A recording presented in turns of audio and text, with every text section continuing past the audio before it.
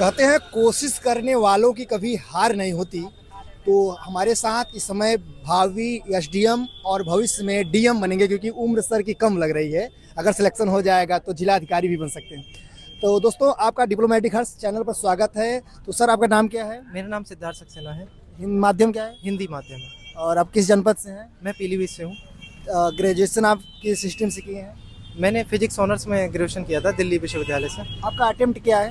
ये मेरा तीसरा अटेम्प्ट था। तीसरा अटेम्प्ट। तो 2 अटेम्प्ट में कुछ निकला था? हाँ, मेंस तक पहुँचा था और फाइनल नहीं हो पाया था। इसके पहले कहीं सिलेक्शन हुआ है कि नहीं? हाँ, सिलेक्शन हुआ। मैं असिस्टेंट कमांडेंट के पद पे हूँ अभी। Assistant commandant commandant. यूपीएससी। तो आप हिंदी मीडियम से हैं, तो कोचिंग ऑफलाइन किए थे ऑनलाइन? कोचिंग यार मैंने 2019 में ऑफलाइन करी थी, उसमें 1-2 साल का कोविड के बाद। उसके बाद मैंने अपने आप ही करा था पूरा। हालांकि यूपीएससी की थी वो? हाँ, वो यूपीएससी की दिल्ली में की थी। दृष्टि की और कोई? मैंने जीएस वर्ड में कोचिंग की थी। जीएस वर्ड में। तो सर, आप प्रीलिम्स की स्ट्रेटजी आपकी क्या थी? यार मेरी तो जैसे जब मैंने स्टार्टिंग करी तो जो पूरा कोर्स वगैरह अपना पढ़ा और उसके बाद जो पुराने साल के जितने पेपर हैं उनको लगाया था। बस यही मेरा था यार। मेंस के लिए?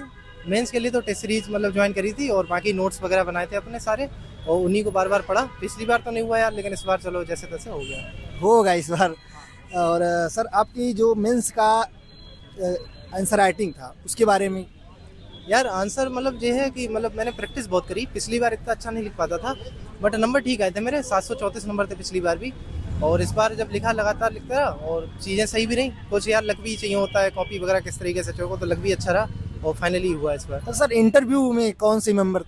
यार मुझे बोर्ड का नाम तो ध्यान नहीं रहा, क्योंकि पहला ही नंबर था मेरा, तो इतना डर लग रहा था। क्वेश्चन कैसा कैसा पूछा? क्वेश्चन उत्तर प्रदेश में कुछ योजनाएं चल रही हैं उनके बारे में पूछा, और जैसे मेरा इतिहास विषय से पीजी था तो इतिहास में पूछे क्वेश्चन थोड़े बहुत, और नहीं आता तो मैंने सॉरी बोल दिया था 1-2 में। और बाकी पूछा असिस्टेंट कमांडेंट वगैरह हो तो मतलब कहाँ कहाँ जॉब करनी होती है, क्यों मतलब ज़रूरी है देश के लिए, ये सब क्वेश्चन थे हमारे। इंटरनेशनल रिलेशन और यूजीसी और वेनेजुएला? ये बिल्कुल नहीं, इससे संबंधित कोई क्वेश्चन नहीं था।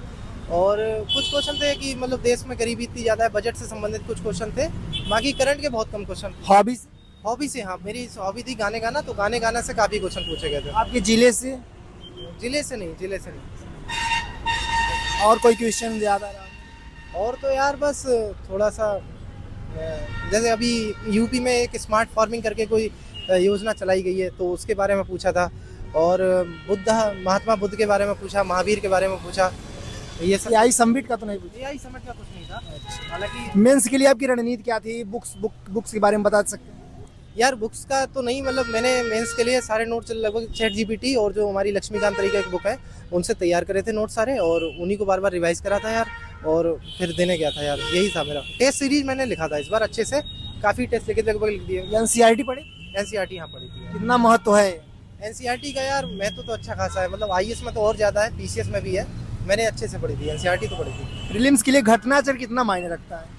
मैंने स्पेशली घटना चक्र तो नहीं पढ़ा था मैंने, लेकिन यूपी पीसीएस में जैसे आरओ के प्रीवियस पीवाईक्यू हो गए और यूपी पीसीएस के जो 30 साल के पीवाईक्यू हो गए उनको अच्छे से पढ़ा था यार। घटना चक्र स्पेशली नहीं पढ़ा था अलग अलग। पॉलिटी के लक्ष्मीकांत कितना मायने रखता है? यार बहुत मायने रखती है लक्ष्मीकांत में, तो बहुत अच्छी किताब। हिस्ट्री में क्वेश्चन मिडिवल, मॉडर्न, एंशिएंट, तीनों में सबसे अधिक क्वेश्चन कहाँ से आते हैं? सबसे ज़्यादा तो मॉडर्न से ही आ रहे हैं यार। मॉडर्न से।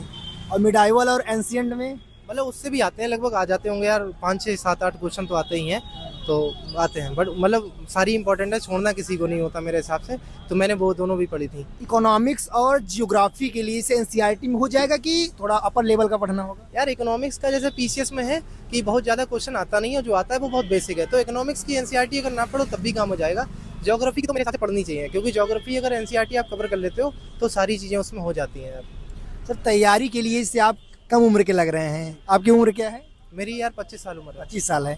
तो आप 12th के बाद तैयारी किए थे या ग्रेजुएशन के बाद? मैंने ग्रेजुएशन के बाद स्टार्ट करी थी। आप युवाओं के लिए क्या कहना चाहेंगे कि 12th के बाद तैयारी करनी चाहिए कि ग्रेजुएशन एक बार अच्छे से करना चाहिए? यार आजकल तो जैसे किताबें इतनी अच्छी हो गई हैं, जैसे मैं यूपी बोर्ड में पढ़ा तो मेरे में एनसीईआरटी वगैरह थी नहीं, लेकिन अब जो है स्थिति ऐसी है एनसीईआरटी आपको छठे से ही पढ़ाई जाती है, तो कहीं ना कहीं तैयारी आप अगर स्टार्ट करनी है तो 12th के बाद थोड़ा सजग हो जाओगे आखिर हमें करना क्या है। अगर मतलब आप ये फाइंड आउट कर लेते हो कि मुझे तैयारी करनी है सिविल सर्विसेज की, तो बीएससी में आके आप पढ़ाई कर दो स्टार्ट, तो इतना लंबा आपको संघर्ष नहीं करना होगा। आप 21-22 साल में हो सकता है मेंस इंटरव्यू तक पहुंच जाओ, ये चीज़ें हो सकती हैं। ये पढ़ने की आपकी रोज के जो प्रतिदिन का नियम था कैसा था? यार पहले तो ज़्यादा पढ़ते थे, लेकिन अब 1-2 सालों से कम हो गया यार। उससे जॉब की जॉब अभी ज्वाइनिंग तो नहीं हुई है, नाम आ गया है, ज्वाइनिंग स्टार्ट होने वाली है, मतलब ट्रेनिंग स्टार्ट होने वाली है।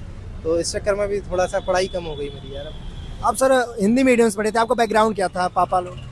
यार मेरे पापा तो इस समय है नहीं, उनकी डेथ हो गई थी। अच्छा। हाँ, पापा मेरे कोऑपरेटिव जो बैंक होती है उसमें कर्मचारी थे, कोऑपरेटिव सोसाइटी जो होती है। मध्यम वर्ग से आप आते हाँ, हैं, तो युवाओं के लिए आपका क्या संदेश है जो मध्यम वर्ग से हैं, जैसे हम लोग किसान के घर से हैं, तो यार संदेश बस ये है, मतलब जो भी काम करो आप, भले पढ़ाई करो या फिर पढ़ाई भी जिस चीज़ की कर रहे हो, थोड़ा सा अगर ध्यान देंगे हम पढ़ाई में, और अगर जैसे आप कंटेंट क्रिएट भी कर रहे हो तो थोड़ा सा अगर लग के करेंगे तो चीज़ें बेहतर होंगी मेरे हिसाब से, और हो सकता है फ्यूचर में थोड़ा अच्छा रहे मामला, ये मैं कहना चाहता हूँ। ठीक है सर, आपको बहुत बहुत धन्यवाद। आप एक अच्छे अधिकारी बने, लोगों की समस्याओं को सुने, क्योंकि मैंने देखा है कि मेरा एक काम था सड़क बनाने